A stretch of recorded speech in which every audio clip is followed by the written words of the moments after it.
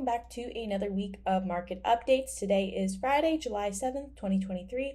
We're super excited to bring you another week of updates in this holiday week, so let's get right into it. Even with the early close on Monday, as well as the holiday off on the 4th on Tuesday, this week had a ton of valuable economic data, largely from the employment markets, which ultimately led stocks lower on the week as investors brace for more rate hikes, as interest rates also spiked as well. So as of close on Thursday, we saw the S&P and the NASDAQ down nearly 1%, the Dow Jones further down at 1.4% down on the week, and the 10-year U.S. Treasury yield actually up almost 5% on the week. So lots of movements, lots of economic data in play here, so let's dive right into it. Jumping right into it here, Monday morning brought us the ISM Manufacturing Index for the month of June, coming in quite cool at 46% for the month. This was down a bit from the expectations of 47% and also down from May's 46.9% reading there. At this point, the ISM Manufacturing Index has been in negative, kind of contractionary territory consecutively since November of 2022 when we broke that neutral 50% level, but it is continuing to trend down. So not really, stabilizing at all. It's just going down towards 46, and maybe we might even slip below that next month. Second quarter earnings are going to come out over the next month or two and will reveal a lot more information about the severity of the slowdown among the manufacturing industry. So we look forward to getting more information there and just getting a better perspective on how manufacturing companies are doing. Along with the ISM Manufacturing Index, we also got the ISM Services Index for the month of June, coming in a lot hotter than expectations at 53.9%, up from 50.3% in just the prior month. This pulled the 12-month moving average up to 53.8%, which demonstrates a lot of health and still some moderate growth left in the services industry. So the difference between the ISM Services and manufacturing indexes are quite stark, as this economic slowdown that we are probably in is in no way hitting the industries the same way, as services remain hot and manufacturing is continuing to slow. So it'll be interesting to see, again, with corporate earnings coming up soon over the next few weeks, how this shows up in earnings and different corporations in different industries between manufacturing and services.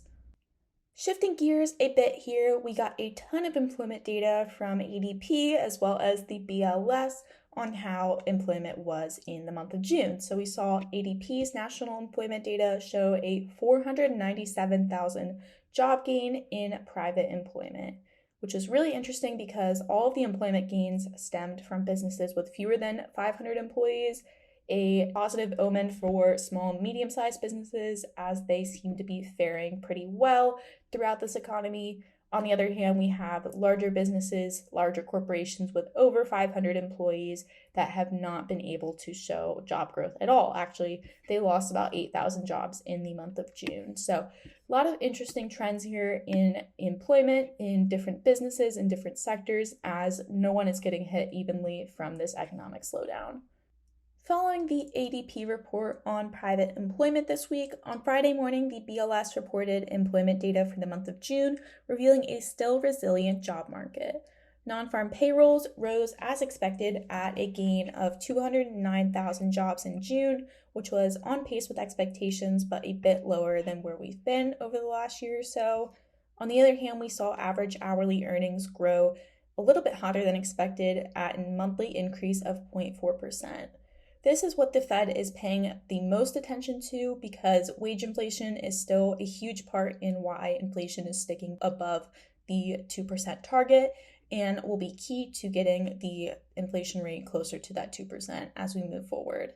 The 0.4% is definitely not a good sign for the Fed in terms of the likelihood of raising rates again, as hotter inflation will mean higher rates for longer, and the equity markets did not take that positively. Also, in the jobs report this week, the average work week increased ever so slightly to 34.4 hours, up just 0.1 hours from May's data. Most importantly, though, the unemployment rate fell to 3.6% in June, down from May's 3.7%. Really, since the pandemic, since the end of 2021 here, we've had below 4% unemployment, extremely low, showing a really robust job market still. Overall, we see a continued stickiness in employment and a currently quite healthy economy, which is causing a lot of economists and investors to rewrite their hard landing cases for 2023.